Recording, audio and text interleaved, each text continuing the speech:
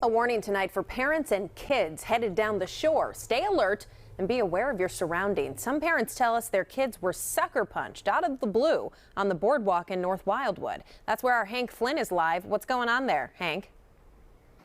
Well, look, as usual, it's paradise here at 7th Avenue Beach in North Wildwood. But Shayna, families that stay down here, spend a lot of time down here, tell me that when the sun goes down, it gets dark in more ways than one. Young people from each of these families have been beaten by roving groups of kids that they don't know or have any beef with.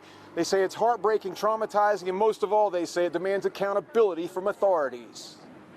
The terror in his voice sank in, and I'm like, this kid's not kidding. He's screaming for me to help him. And I felt completely helpless in that moment.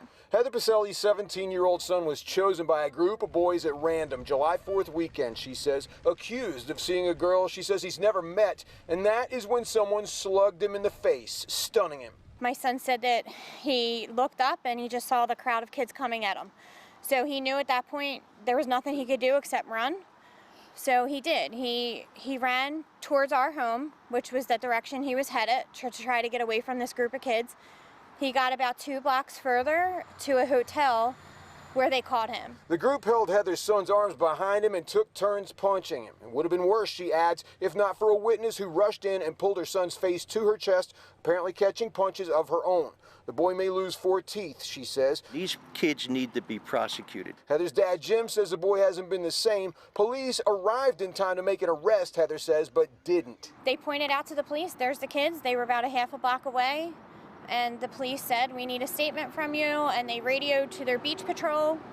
And the kids got away. In an emailed statement, North Wildwood Police Chief John Stevenson says the incident is under investigation, but he doesn't think there's any knockout game going on. He sent stats, too. 8 juvenile incidents since Memorial Day, he says. Arrests have been made in 3. Stevenson also noted Governor Murphy's law, which keeps cops from writing up minors for drinking or smoking weed. Heather's father, Jim, calls nonsense. He says the boys' attackers are known in town. The police know who these kids are.